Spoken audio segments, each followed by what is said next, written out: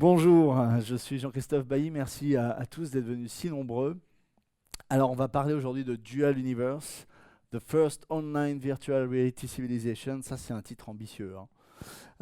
En fait je vais vous parler surtout d'une passion, d'un rêve que j'ai et que je crois, si certains d'entre vous sont gamers, je crois que c'est un rêve qui est partagé par beaucoup de gamers, qui est cette vieille idée de construire un monde virtuel qui soit très réaliste, sans couture, sans chargement, sans artefacts, sans instances, quelque chose qui soit vraiment un monde à la fois très grand mais partagé par tout le monde, dans lequel les joueurs, ou on pourrait peut-être appeler ça les participants, vont être capables de s'inventer des histoires, de se créer un personnage et de créer réellement leur environnement de jeu, leurs interactions sociales, leur construction, leur ville, etc.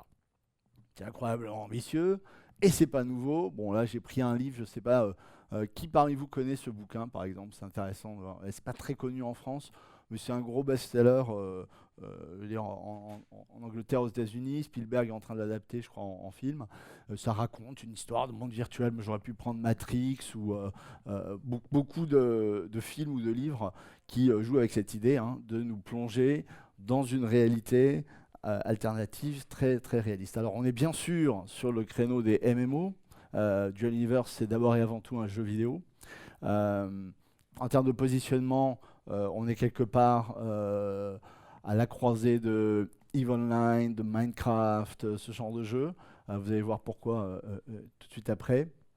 Euh, la grande idée, enfin la grande idée, ça, du moins nos fils directeurs, c'est le contenu généré par les utilisateurs, c'est-à-dire que, vous voyez, on introduit dans le jeu, dans cet univers, la possibilité pour les joueurs de faire tout ça de manière émergente. C'est-à-dire qu'on ne va pas avoir des scénarios, on va pas avoir des quêtes, on ne va pas avoir des choses contraintes, on va avoir plutôt des mécanismes qui permettent aux joueurs de construire leur système politique, de construire physiquement, je veux dire, leur ville, leurs vaisseaux spatiaux, etc., leur économie, de l'organiser comme ils veulent, du commerce, de la gestion de territoire et bien sûr de la guerre. On est dans un jeu et on peut se taper dessus aussi. Donc ça fait partie de cette idée que plutôt que de construire vraiment explicitement ce que les joueurs vont avoir à faire, de créer le contenu en fait, on est plutôt une plateforme qui va mettre en place les mécanismes qui permettent aux joueurs eux-mêmes de créer leur contenu et puis aussi de le réguler, de l'équilibrer. On en parlera après quand je reviendrai sur le gameplay émergent. Je vous propose de regarder à quoi ça ressemble. Donc, petit trailer très rapide de Dual Universe. Imagine a game without limits. A world where you can build anything, from spaceships to orbital stations. Explore, trade, and conquer, all in one universe, shared by everyone at the same time. Rebuild civilization together. Dual Universe. Alors, on insiste sur Massively Multiplayer, parce que tout ce que vous voyez là, et je vais en parler, c'est un des points principaux de cette présentation, c'est ce qu'on appelle ce que l'industrie appelle un single shard, pas single shared, mais single shard, ce qui veut dire que vous avez un seul et unique serveur, en fait un cluster centralisé, et tous les joueurs se connectent sur sur la même machine, en quelque sorte, le même cluster. Il n'y a pas d'instance, il n'y a pas plusieurs versions de l'univers, il y en a un seul, et il évolue au cours du temps de manière incrémentale, en fonction de ce que les joueurs y font. Donc c'est très ambitieux. Je vous montre aussi quelques images, parce que le trailer est un peu court, et on a quand même un tout petit peu de temps, de ce à quoi ça peut ressembler. Donc là, je me balade un petit peu, je passe en accéléré, hein. Vous voyez, alors tout ce que vous voyez là, bien sûr, est en réel, et tout est éditable. Je pense qu'à un moment donné, je vais faire des trous, voilà, hop. Là, je pose des formes géométriques qui peuvent être assez quelconques. Enfin, on vient de le voir à l'instant, là. Donc là, je fais des trous.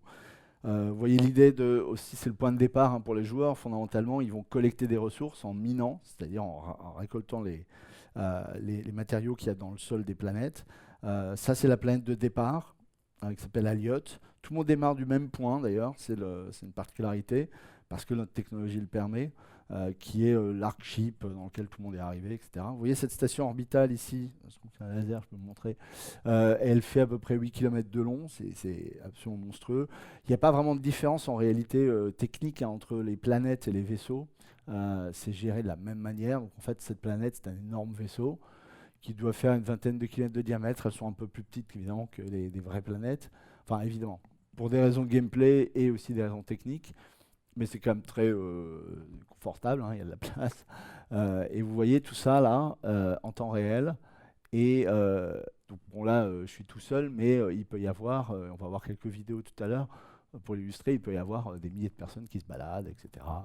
De manière, encore une fois, continue, sans instance, sans écran de chargement. Vous voyez comme les décors se chargent progressivement avec un mécanisme de gestion de LOD qui permet évidemment de contrôler la quantité de, de détails qu'on affiche, parce qu'on ne pourrait pas bien sûr afficher toutes les informations à cette taille-là. Ceci dit, on a un mécanisme qui permet de calculer des textures avec évidemment un rythme plus lent, hein, mais qui permet de calculer des textures de la surface de la planète sur la base de ce qu'il y a effectivement dessus et qui est mise à jour régulièrement, telle sorte qu'en fait, on voit en fait là une sphère mappée de l'espace. Un peu plus qu'une sphère, puisqu'on capture quand même la géométrie, c'est-à-dire que si d'aventure quelqu'un s'amusait à faire un énorme trou dans la planète, ce qui prendrait probablement des mois, parce que c'est assez réaliste, hein, eh bien, on le verrait depuis l'espace. Donc ça, c'est assez bluffant. Et je pense que c'est assez excitant pour les joueurs. C'est-à-dire, il n'y a pas de triche, quoi. On peut vraiment faire ce qu'on veut dans ce monde. Quand on voit une planète depuis le sol, hein, une lune, bah, elle est vraiment là, elle existe vraiment, on peut vraiment y aller. Alors, vous avez peut-être déjà vu des choses, il y a plein de jeux en ce moment, surtout dans le domaine sci-fi, qui surfent avec ça, hein, entre No Man's Sky, Star Citizen ou Elite Dangerous. Je pense que ce qui nous caractérise et ce qui fait qu'en fait ça est beaucoup plus compliqué et intéressant d'un point de vue technique, parce qu'on a une conf technique aujourd'hui quand même, c'est que tout est éditable. Donc beaucoup des astuces qu'on utilise habituellement pour renderer dans des jeux, sachant qu'on a une information finalement statique, on ne peut pas vraiment les utiliser. On est obligé en permanence de s'adapter à ce qu'il y a vraiment. Quand j'arrive sur une planète où j'ai jamais mis les pieds, avec un client, je ne peux pas savoir ce que je vais y trouver. Je peux éventuellement savoir que personne n'y a touché. Dans ce cas-là, on fall back sur des techniques de génération procédurale classiques, parce que je sais que elle est standard, cette planète, elle n'a pas encore été modifiée, mais dès l'instant où on arrive à un endroit qui a été modifié, vous voyez bien qu'il faut que le serveur nous l'envoie, qu'on recalcule tout, on ne peut pas précalculer tout un tas de choses, etc. Donc ça, si vous voulez, ça a l'air d'être quelque chose que vous avez peut-être déjà vu, mais en fait, derrière la scène, c'est très très compliqué ce qu'on fait et franchement innovant et très intéressant, je pense, en termes de perspective pour le gameplay et le type de choses qu'on peut faire dans cet univers. Vous voyez aussi là tous ces arbres derrière, en fait, sont des imposteurs, c'est une technique de rendu qui permet d'afficher un très très très grand nombre de billboards, hein, c'est-à-dire des images 2D qui à distance paraissent être en 3D. Là, je vais revenir sur ça, je vais en passer un petit peu, mais tout ce vaisseau est bien entendu complètement éditable et modifiable par le joueur. Je commence à poser des choses dessus, mais vous allez voir. Voilà, ça, c'est le fameux Arkship. Par rapport à l'histoire du jeu, en fait, l'humanité va disparaître, la Terre va être détruite par une étoile à neutrons. Donc, l'ONU fabrique des Arkships, ça dure 500 ans, fabrique des Arkships et envoie l'humanité essaimer dans la galaxie. Et vous êtes un de ces groupes qui arrivent dans l'Arkship, qui s'appelle le Nova Ark, et vous arrivez sur cette planète pour reconstruire la civilisation. Rien de moins. Alors, un petit mot quand même sur Nova Quark, la société que j'ai fondée et qui développe ce projet. On est aujourd'hui 25 personnes, on est à Paris. C'est une start-up, donc on a des investisseurs qui nous financent. On a aussi une communauté extraordinaire qu'on a travaillé, qu'on a développée et qui nous a soutenus récemment dans un Kickstarter qui a été vraiment un grand succès. Ce sont des chiffres assez élevés pour Kickstarter. On a été en fait le 3e plus gros Kickstarter de jeux vidéo l'année dernière dans le monde. Ce qui est d'autant plus exceptionnel pour nous, parce qu'on n'est pas un gros studio qui a déjà une IP, vous voyez, qui a déjà fait des jeux qu'on connaît bien, puis ils font la version d'après, ou qui auraient des superstars du jeu vidéo dans leur équipe. On est en fait finalement un peu sorti de nulle part avec nos gros sabots technologiques et on arrive pour essayer de secouer un petit peu le cocotier du MMO et avancer sur quelque chose qui finalement, si vous réfléchissez, le MMO ça avance pas beaucoup niveau techno, les gens se reposent quand même pas mal sur leur laurier et sur une approche à la World of Warcraft majoritairement. Il n'y a pas beaucoup d'innovation, donc moi en tant qu'entrepreneur, mon sentiment c'est que c'est vraiment une industrie qui a envie de se faire disrupter là, où il y a quelque chose qui est à faire. Parce qu'on a aujourd'hui des algorithmes qu'on a mis au point qui changent la donne. Et puis aussi, faut être honnête pour bien comprendre le package. Je veux dire, il y a aussi des infrastructures aujourd'hui en termes de bande passante, de technologie, de scalabilité du côté serveur, même tout simplement de la puissance des machines qu'on peut s'attendre à trouver du côté de nos clients, qui font que, à mon avis, on vient de passer un cap où il y a certaines choses qui deviennent possibles en termes d'ambition de ce qu'on peut faire sur le sujet des mémos. Donc on essaie de franchir ce cap, d'être les premiers. Mais voilà, on n'est pas une boîte de jeux vidéo connue, donc ça c'est un très gros succès pour nous. On a une communauté très active qui est hallucinante. Enfin, on a un site qui s'appelle community.dualthegame.com, vous pouvez y aller. Les gens créent en fait dessus déjà des organisations, c'est-à-dire des guildes. Je reviendrai un petit peu après sur ce que c'est. Ça fait partie du gameplay émergent. Mais on a déjà 1300 qui ont été créés, donc c'est énorme, dont certaines ont déjà plus de 400 membres, pour un jeu qui n'est pas sorti et qui n'existe pas. Enfin, il existe bien sûr, mais du point de vue des joueurs, ils n'ont jamais pu le tester. C'est assez encourageant. Voilà, la presse parle de nous, on a gagné des prix, enfin, c'est super. On avance. Et oui, voilà, c'était ça le site. Je vous invite à aller faire un tour sur ça. C'est assez sympa de voir comment cette communauté déjà s'approprie et roleplay en fait dans cet univers. Voilà, ils ont écrit des constitutions. Alors, il y a les Terran Union, il y a la constitution du truc. Enfin, c'est absolument bluffant, quoi. Voilà pour NovaQuark. Donc, c'est une start-up. On a des gens à bord qui sont à la fois des gens du jeu vidéo, mais aussi des gens de la techno, pour des raisons évidentes, vous voyez bien. Et on essaie de développer ce jeu. L'idée, c'est de le sortir fin 2018 et d'avoir une alpha dès ce mois de septembre de cette année. Donc, on a du pain sur la planche. Alors, comment on fait tout ça Parce que là, techniquement, ça a dû allumer un certain nombre de lumières rouges dans votre tête, ce que je viens de raconter, parce que, déjà pour commencer, un des problèmes fondamentaux, c'est de régler le problème du single shard cluster. Alors, ceux qui s'en sont un petit peu approchés, enfin même oui, très bien approchés, et qui sont assez exceptionnels, enfin, je veux dire, ils ont vraiment fait quelque chose de spectaculaire, d'autant plus que c'était il y a plus de 10 ans maintenant, sont nos amis de CCP, qui est la boîte qui développe EVE Online. Je pense que beaucoup d'entre vous connaissent, si ce n'est ont joué à ce jeu.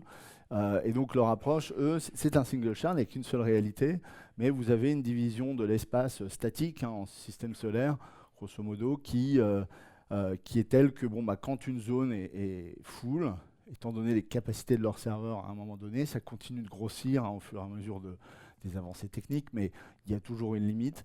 À ce moment-là, la zone est fermée et vous êtes obligé de faire la queue ou de passer autour, etc. Bon, c'est déjà pas mal parce que vous avez quand même un univers single shard.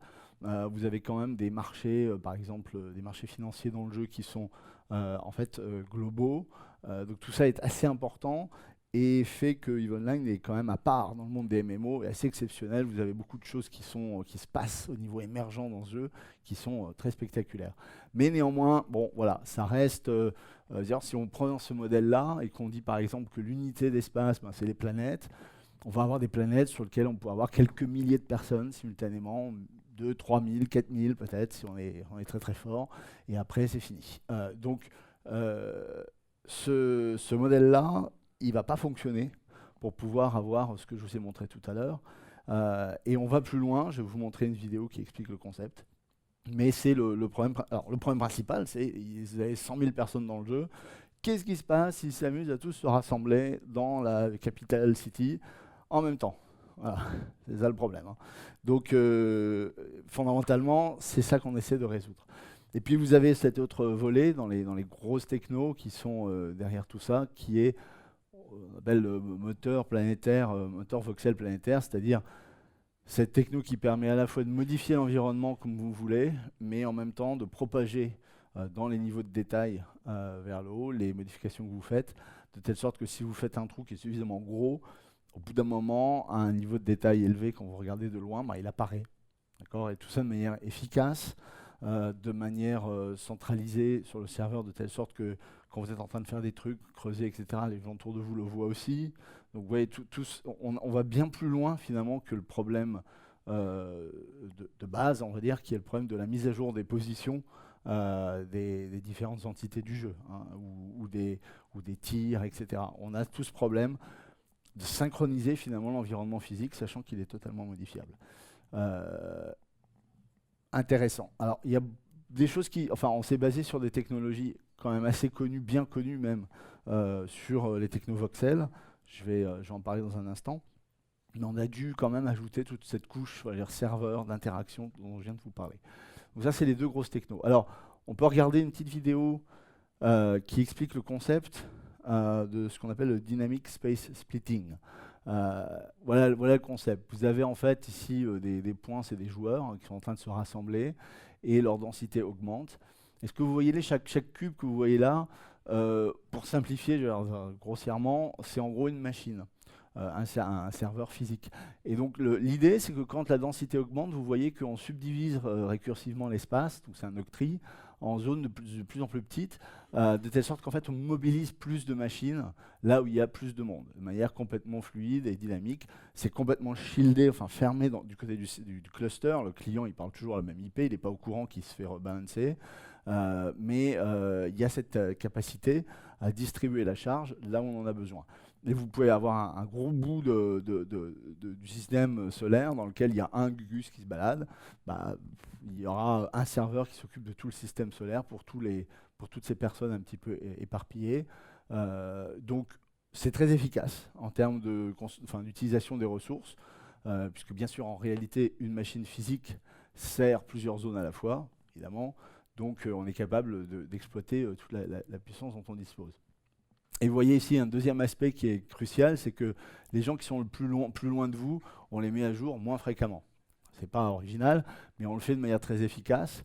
Évidemment, on ne calcule pas les distances. Et donc vous avez en fait un effet où vous voyez que là, les mises à jour sont beaucoup moins fréquentes. Et donc en termes de bande passante, si vous avez beaucoup de monde autour de vous, ça coûte pas si cher que ça. Là, vous avez un exemple. Alors, c'est horriblement saccadé, pas à cause du serveur ou quoi que ce soit. C'est les assets qui n'étaient pas optimisés. Bon, il faut qu'on refasse cette vidéo, mais peu importe. C'est surtout le nombre de Gugus autour de vous qui est impressionnant. Vous voyez ici ce qui se passe côté cluster.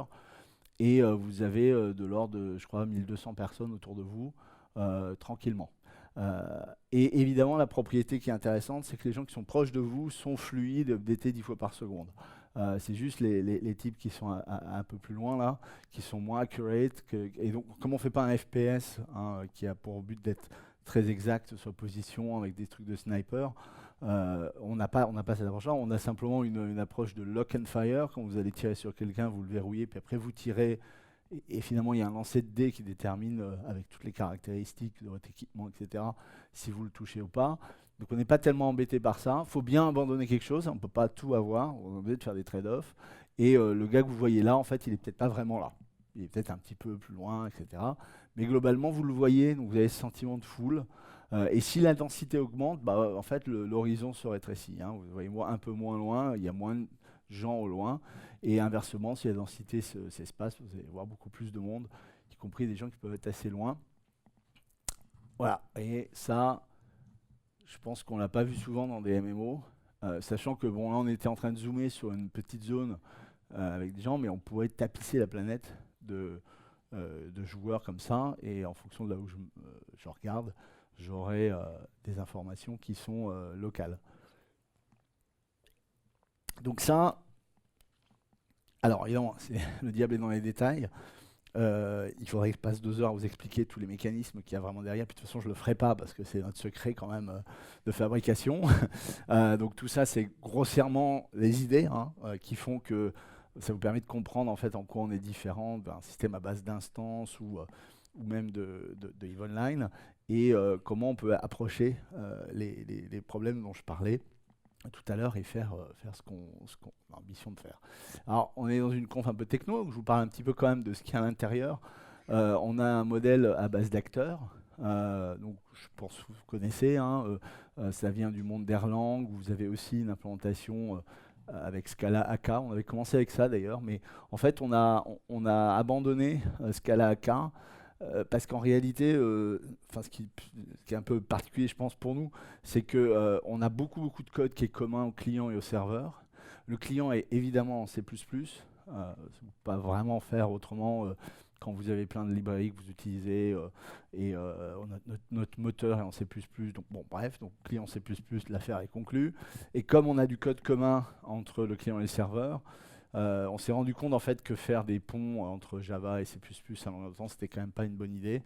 Et finalement, on a opté pour un serveur en C++, ce qui peut paraître faire assez peur, mais en fait, d'abord on utilise ce que j'appelle souvent C++ -C, hein, c'est-à-dire qu'en fait on s'interdit toutes les structures de C, il n'y a pas de C, il n'y a pas de pointeur, enfin il n'y a pas de row pointer dans notre code, c'est strictement interdit, on n'a pas tous les trucs crado là, qui sont en fait de l'assembleur déguisé. Non, on travaille à un plus haut niveau, on utilise bien sûr des smart pointers, des containers, des lambda, etc.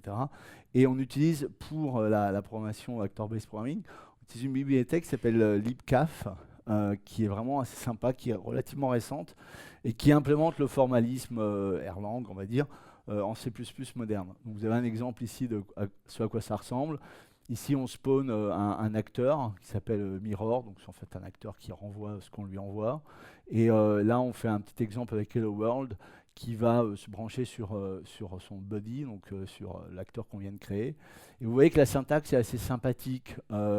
Là, ici, on va requester à Buddy et on va attendre 10 secondes et on va lui envoyer Hello World. Et puis quand ça revient, eh ben, en fonction de ce qui revient, donc là, on peut en fait filtrer sur la base de lambda qui vont filtrer tout simplement sur la signature des types de ce qu'on lui envoie.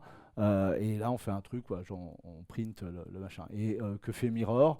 Bah, lui, il crée un behavior. Donc, en fait, quand on définit un acteur, il suffit de retourner un behavior qui est en fait une description de l'ensemble de toutes les associations entre des messages et la réponse qu'on y apporte. Et donc, c'est très proche d'Erlang. Et même syntaxiquement, bon, bah, ils ont utilisé la surcharge, ils ont utilisé tout un tas de mécanismes pour que ce soit assez sympa. Donc là, voilà, on retourne une behavior qui dit que quand je reçois une string, je retourne une string et en gros, je retourne la string à l'envers. J'ai pas le run de ce programme, mais vous l'avez compris, il écrit Hello World dans l'autre sens. Bref, donc là, c'est assez sympa. C'est une bibliothèque assez sérieuse hein, qui est développée par des gens à Hambourg, dans une université. Donc il y a beaucoup de suivi, il y a beaucoup de gens qui travaillent dessus. Et je pense que c'est intéressant hein, si vous travaillez avec un paradigme actor-based. Je rappelle hein, pour ceux qui éventuellement ne connaissent pas, actor-based, c'est le principe, hein, c'est ce qui apporte la scalabilité justement dans ce que vous développez. Ce qui est une grosse contrainte, c'est que vos acteurs, qui sont en gros, on va dire des objets, ils ne peuvent communiquer les uns avec les autres que par des envois de messages.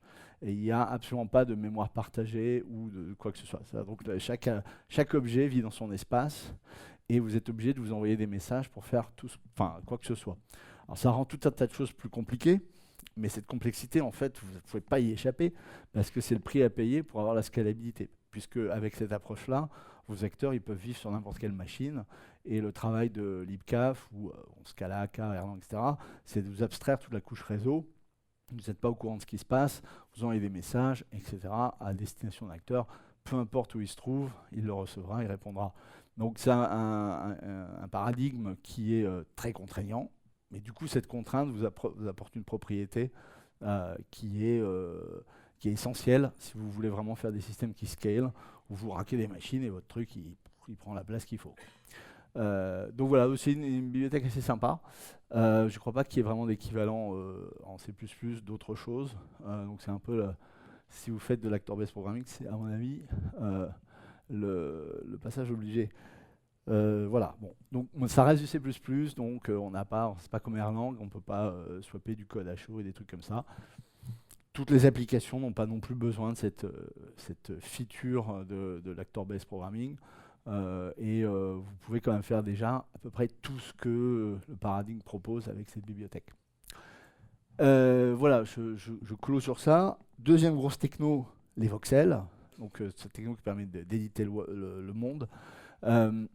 Fondamentalement, alors donc les voxels, c'est pas du tout nouveau. Je parle pas des voxels Minecraft, genre des cubes, d'accord. Ça c'est la version vraiment la plus simple de la notion de voxel. C'est ok, bon bah chaque voxel c'est un cube et on l'affiche, point barre. Non, en fait, ce qu'on peut aller plus loin que ça. Et le but du jeu, c'est de smoother en fait ces cubes, hein, et de donner des courbes qui soient un peu naturelles. Et vous avez, c'est vraiment des technos très anciennes, hein, c'est pas du tout nouveau. C'est beaucoup utilisé dans l'imagerie médicale, par exemple. Et vous avez plein de technos, voilà, j'en cite trois, qui sont des technos classiques pour smoother donc vos cubes, Marching Cube, Extended Marching Cube et Dual Contouring. Voilà, ils sont illustrés là, je vais vous montrer comment ça marche. Donc c'est ça qu'on utilise nous. Dual ici n'a rien à voir avec Dual Universe, hein, c'est en fait le dual, le terme mathématique, hein, qui est ici. Donc Dual Contouring qui utilise des Hermite Data Fields, donc je vais vous montrer ce que c'est, mais c'est ça qu'on utilise, c'est la propriété qu'on a avec ça, c'est que vous pouvez avoir des angles pointus dans votre smoothing, paradoxalement. Le Marching Cube, vous le voyez. Alors voilà, ici on a une espèce de grille qui représente en fonction de la couleur, par exemple, bon, en fait c'est un index, hein, mais là vous avez du blanc ou du noir qui vous dit s'il y a de la matière ou s'il n'y a pas de matière. D'accord. Donc le but du jeu, c'est de construire l'enveloppe de ce truc où il y a 3 bouts de matière, etc. Donc ici, vous avez une approche classique de Marching Cube qui va essayer de calculer un point intermédiaire entre les... chaque fois que vous avez un segment qui change de couleur, vous allez trouver un point intermédiaire et puis vous reliez les points. En fait, le Marching Cube, tout est rond, quoi. Tout fond. Vous n'avez jamais d'angle droit. Vous ne pouvez pas en fait faire ce qu'il y a juste en dessous. Donc vous voyez ici que votre coin, qui est peut-être celui d'un vrai cube pour le coup, il va se retrouver tout fondu. Alors c'est une grosse limitation. Et donc il y a des modèles ici, Extended Marching Cube, qui vont un peu plus loin, qui tirent des traits, etc. Mais là vous avez un modèle ici qui est celui qu'on utilise, qui est basé sur cette représentation-là, qui ajoute sur chaque segment des informations normales, qui dit voilà la normale de l'isosurface, ça s'appelle, sur la surface qu'on essaie de calculer, hein, qui sépare mes deux zones. Voilà la normale qu'elle a. Donc on voit ici, par exemple, les deux normales de cette partie-là, et ici, on voit assez clairement cette partie-là. Et en fait, il est capable de reconstruire ce que fait le dual contouring, c'est qu'il calcule un point dans chaque cellule, donc dans chaque carré ici, un point en utilisant les informations normales, de telle sorte qu'on les préserve le mieux possible. Et vous voyez qu'ici, on est capable d'exprimer le fait qu'il y a un bout pointu. Et ça, c'est fondamental parce que voilà, dans Dual Universe, vous avez des murs, vous pouvez faire des maisons, et il y a des coins anguleux partout. Donc vous avez besoin de ce genre de technologie. Voilà, donc c'est ce qu'on utilise. Ici, une petite vidéo qui illustre ce à quoi ça peut, enfin, ce que ça peut donner. C'est pas parfait, vous avez vu à l'instant là, la sphère, hein, vous voyez, elle est quand même pas parfaitement lisse. Après, on peut rattraper le coup avec des shaders pour donner l'impression que c'est lisse, mais purement au niveau graphique. Ce que vous voyez là, ce qui est intéressant, c'est que vous voyez par rapport à Minecraft, on va beaucoup plus loin que les cubes, hein. On fait un peu ce qu'on veut en fait, dans la limite de la résolution de la grille. Pour les planètes, c'est 1 mètre, la taille de cette grille que je vous ai montré à l'instant. Pour les constructs qui sont fabriqués par les joueurs, c'est 25 cm, ce qui est déjà assez confortable. On peut exprimer quand même une certaine finesse. En fait, on n'est pas les seuls à utiliser le dual contouring, hein. Il y a d'autres jeux, mais alors, qui ne sont pas des MMO, donc en fait, qui partagent ça avec nous, mais ça s'arrête là, qui ont déjà exploré ça. Et en fait, on regarde ce que les gens font avec ces techniques-là. C'est absolument hallucinant. Et on parle de voxelmancer pour les gens qui font vraiment des sculptures, littéralement, très impressionnantes avec cette technique. Donc là, vous voyez un peu l'envers du décor. Donc ça, c'est la grille après calcul, après smoothing, dual contouring. Et behind the scene, en fait, vous avez des cubes, en fait, hein. Donc c'est Minecraft plus, si vous voulez. Mais avec cette capacité de donner l'illusion que vous êtes dans un monde smooth. À moindre coût, évidemment, parce qu'on pourrait faire des trucs beaucoup mieux, mais complètement pas tractables. Et surtout, on gère les niveaux de détail. C'est-à-dire qu'il y a le défi, c'est qu'on n'est pas vu sur une grille au LOD 0 à éditer des trucs juste devant nous. Il faut se préoccuper de construire des grilles de différentes échelles, à chaque fois x2, dans un octree, qui vont, comme vous le voyez là, hein, qui vont reconstituer des espèces de... On repose le problème du dual contouring à chaque étage, et on reconstruit comme ça ces montagnes, etc. À un niveau de détail qui est tractable, qui fait qu'on est capable de le calculer et de l'afficher. On ne pourrait pas avoir une résolution de 2 cm là, vous voyez bien pourquoi. Donc il y a toute cette... vraiment, c'est très compliqué. Et d'ailleurs, on n'a pas fini, hein, on a quelque chose qui marche, mais on a en tête tout un tas d'améliorations. Il y a beaucoup de travail de R&D encore à faire pour gérer, par exemple, le problème de la propagation. Qu'est-ce qui se passe quand je mets des petites barres les unes à côté des autres, espacées de la taille de la grille? Vous reculez, au bout d'un moment, bah, vous arrivez sur un LOD supérieur, votre grille elle a changé de pas. Vous ne pouvez pas en fait afficher l'information des petites barres, c'est plus possible. C'est vraiment impossible. Et il n'y a pas de bonne solution. Vous pouvez dire. Et puis en fait, votre algorithme en toute généralité, il ne sait pas que c'est des petites barres, donc il ne peut même pas en fait dire bon bah ok, je vais remettre des barres mais un peu moins fréquentes. Tout ça, ça ne scale pas par rapport à la généricité du problème. Donc très intéressant. On prend une vieille techno, on va dire vieille, enfin bien connue, dual contouring, et on va sur des sujets de scalabilité, parce qu'en fait tout ça est synchro-serveur. Donc quand je fais une modification à un endroit, on définit une petite zone dans laquelle une sorte de bounding box qui dit où on a fait la modif pour pouvoir propager juste ça. Enfin, vous voyez, il y a énormément de hacks et le diable est dans les détails hein, pour que tout ça soit scale et fonctionne en vrai, au-delà des modèles théoriques. Alors, je vous ai parlé de techno, il y a quand même un sujet qui est absolument fondamental dans ce qu'on fait, c'est le gameplay émergent. Gameplay émergent, ça veut dire, comme je l'ai dit au début, c'est qu'on on n'explicite pas vraiment, enfin on fait pas vraiment du game design en quelque sorte, on fait du méta game design. On va décrire des règles dont la conséquence va être que les joueurs utilisant ces règles vont faire apparaître des éléments qu'on reconnaît du gameplay classique.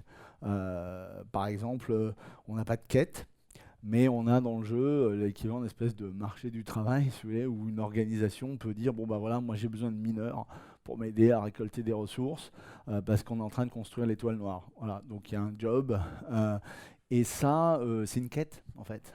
Et donc, au lieu d'avoir un magicien qui vous dit aller chercher 3 champignons dans la forêt, vous avez en fait un vrai humain, une vraie organisation d'ailleurs de plusieurs centaines de personnes probablement, qui met des objectifs par rapport à une vision, quelque chose qu'il veut faire, et qu'il met en fait publiquement accessible aux autres joueurs.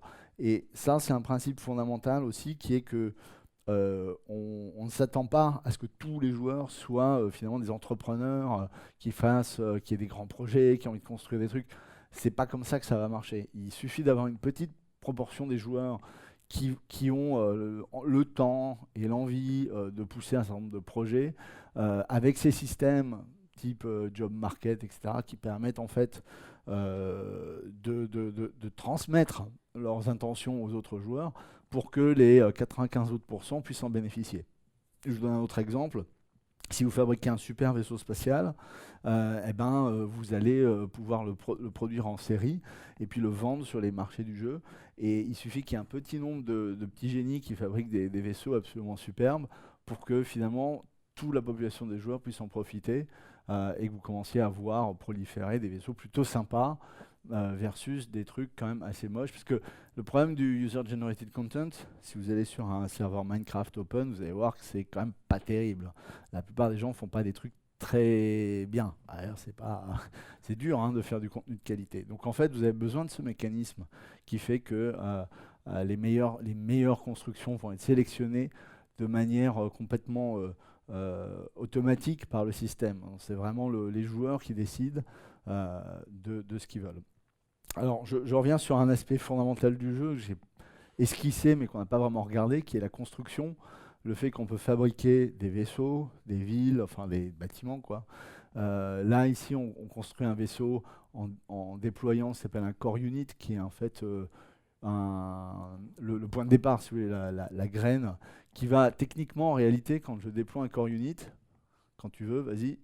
Bon, quand je déploie donc un core unit, ce qui ne va pas tarder, eh bien en fait on crée une grille locale, on crée un repère local de voxels qui n'est pas la planète et que le système va gérer indépendamment. Donc en fait, pour être plus précis par rapport à ce que j'ai tout à l'heure, on n'a pas une grille voxel avec la planète et tout l'univers, on a en fait plein de grilles voxels qui sont gérées toutes les unes par rapport aux autres, qui peuvent avoir des relations de hiérarchie, etc.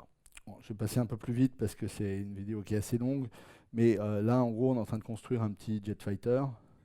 Donc on positionne un cockpit, n'importe comment, hop, on va là. Je pense que là c'est pour montrer le undo. Alors l'idée clé, c'est que c'est quoi un vaisseau, enfin une construction?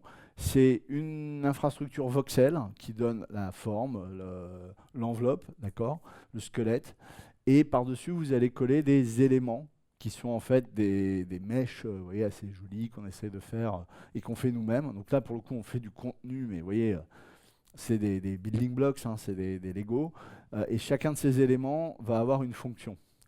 Ça peut être donc un cockpit, une arme, un container pour mettre du fuel, des réacteurs évidemment pour pousser.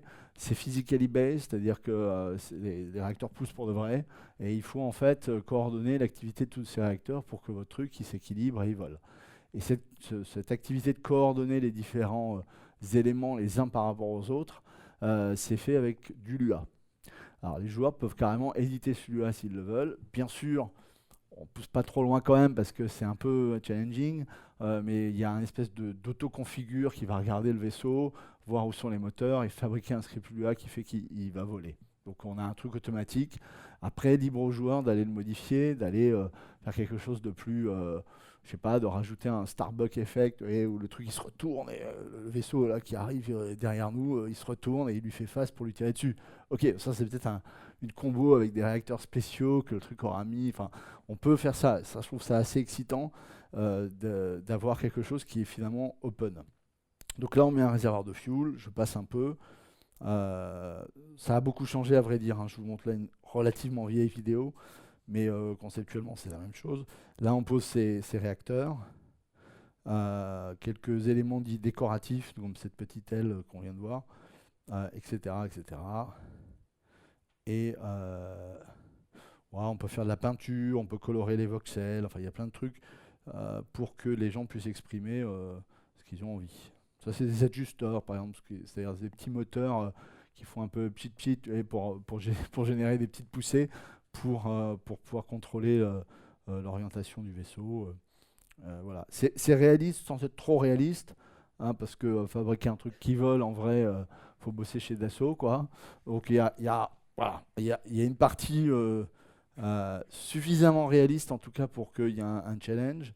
Voilà, donc je crois qu'après on rentre dedans, on monte dans le cockpit et on décolle et on s'en va. Voilà. Et ça c'est cool. Parce que vous vous dites, ah oui d'accord, donc en fait je peux faire ce que je veux. Je peux vraiment construire un petit vaisseau comme ça, mais aussi cette énorme station orbitale, je ne sais pas si vous la voyez, mais bon, vous l'avez vu tout à l'heure, qui est construite de la même manière, sur le même principe. Donc voilà. Ici, juste très très vite, on construit un truc un peu plus ambitieux, qui est qui est un gros vaisseau, cargo a priori.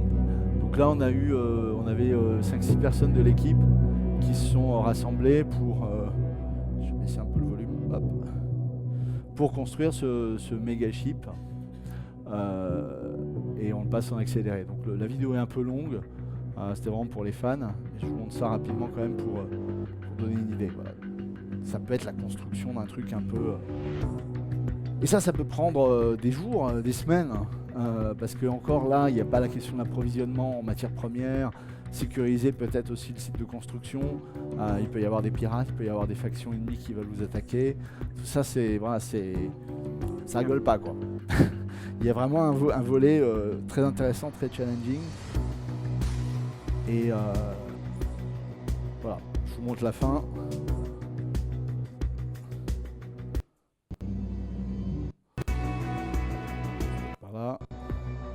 Et voilà.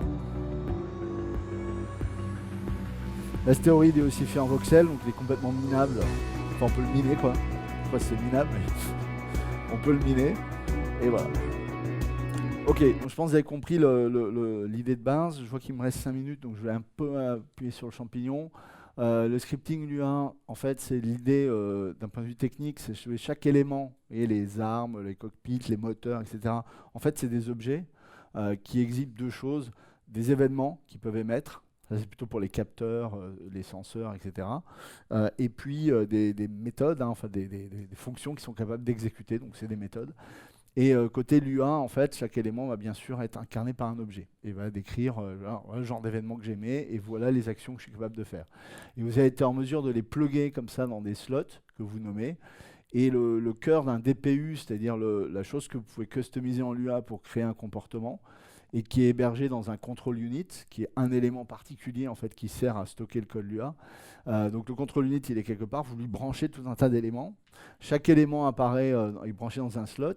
Et après, le code, c'est simplement des actions-réactions. Vous décrivez des événements, des filtres en fait, sur des événements qui peuvent provenir de chacun des trucs que vous avez branchés. Et vous dites, bah, quand l'événement se déclenche, ben, j'exécute tel code Lua, qui bien sûr va pouvoir utiliser les différentes méthodes des objets que vous avez, enfin des objets / éléments que vous avez plugués dans votre truc. C'est assez simple. Et bon, en termes d'expressivité, c'est sûr qu'on peut faire ce qu'on veut avec ça. Il n'y a pas de limite. Vous avez aussi des slots standards comme système qui sont capables d'émettre des pulses. Donc vous pouvez mettre des timers, vous pouvez faire des trucs comme ça qui génèrent des événements. Vous pouvez catcher pour faire des choses périodiquement, etc. Donc là, il n'y a pas de limite. Vous pouvez aussi bien brancher des lampes que vous allez allumer en faisant des patterns. Ça va être... Alors la particularité, juste, c'est que le script Lua s'exécute sur le client. Et bien sûr, il n'a accès qu'aux méthodes autorisées des objets, hein, donc il ne peut pas faire n'importe quoi. On va certainement introduire aussi un contrôle sur la fréquence des updates qu'il peut faire et qui, à chaque fois, se traduisent par des messages serveurs. Donc, tout ça va être bien borné. Le script Lua aussi, pour ceux qui ont déjà fait l'intégration de Lua en C++, c'est pas mal. On peut contrôler le nombre de cycles qu'on attribue à Lua, la mémoire, etc. Donc on va bien le shielder. Pour que ça ne puisse pas faire n'importe quoi. Mais surtout, c'est exécuter client-side. Donc si le client n'est pas connecté, son script ne peut pas fonctionner. Bon, fair enough. Ça nous évite, parce qu'on ne veut pas faire tourner de code qui est écrit par des tiers sur le serveur. Ça, c'est bad idea. Obviously, voilà. Mais voilà, donc c'est un axe. Je passe un peu vite parce qu'on a vraiment plus de temps, mais il y a les organisations qui sont une généralisation des guildes qui permettent de structurer en legate et members. Ils n'ont pas les mêmes rôles, ils peuvent voter, créer des rôles pour les members start. Donc, en fait, on a essayé de généraliser ce qu'est une organisation humaine, de telle sorte que vous puissiez prendre ce template et le spécialiser pour faire une nation, une corporation, une guilde de pirates. Et en fait, c'est le même moule derrière que vous spécialisez. Donc ça, c'est émergent. On va voir ce que les gens vont créer. C'est une façon de gérer la politique, puisque cet outil-là permet de répartir le pouvoir entre les différents membres ou les gates de l'organisation. On a un système de gestion de droits qui n'est pas très loin finalement d'un file system, où vous avez des assets qui ont des powers, c'est-à-dire qu'ils peuvent faire des choses. Un coffre, on peut l'ouvrir, on peut regarder ce qu'il y a dedans, ça c'est un autre power. Chaque power a des tags et qui sont faites comme des serrures. Et vous allez pouvoir donner à des users des tags aussi, qui sont en fait des clés. Et vous allez pouvoir exercer un power d'un asset si vous avez au moins un tag qui correspond, dans votre wallet, qui correspond au tag du power en question. Je simplifie, c'est beaucoup plus compliqué, mais vous avez l'idée, c'est qu'en fait, on va pouvoir distribuer comme ça des droits. Et moi, pour savoir si j'ai le droit d'ouvrir cette porte, le système va vérifier que j'ai au moins un tag qui match avec le power de « je m'ouvre » concernant cette porte. D'accord. Donc ça aussi c'est assez émergent parce que les gens vont pouvoir créer des trucs assez sophistiqués. Les tags sont structurés en hiérarchie, il y a plein de moyens pour éviter le micromanagement évidemment, mais j'ai pas trop le temps d'en parler. L'économie est réaliste. Alors pour ceux qui connaissent EVE Online, c'est exactement la même chose que EVE Online. Vous avez des marchés avec des buy orders, des sell orders, et vous avez un équilibre qui se forme dynamiquement entre l'offre et la demande. Et donc, moi, je ne sais pas combien coûte un kilo de fer ou un kilo de cuivre dans Dual Universe. C'est le marché qui le dira en fonction tout simplement de l'offre et de la demande. C'est assez intéressant en termes de dynamique émergente, ça, parce que par exemple, je pense que ça va aider à réguler aussi le gameplay par rapport à les activités des joueurs. S'il y a des joueurs qui ne vont pas miner, ben, le prix des matériaux va augmenter et puis ça va inciter les joueurs à miner, par exemple. Voilà, gestion des territoires, je passe parce que je voudrais aller à la conclusion. Je vous ai déjà dit que le jeu sort fin 2018, donc on a encore beaucoup de travail. C'est un projet très très ambitieux, très excitant, vraiment plein de challenges techniques. On recrute, vous l'imaginez bien, qu'il y a une adresse que vous pouvez aller visiter si ça vous intéresse. On veut vraiment essayer d'apporter quelque chose de nouveau dans le monde du MMO. Peut-être qu'on ne va pas y arriver, mais en tout cas, on s'en donne les moyens et ça vaut le coup d'essayer de créer cet univers de réalité virtuelle où les gens peuvent finalement créer leur propre civilisation. Merci.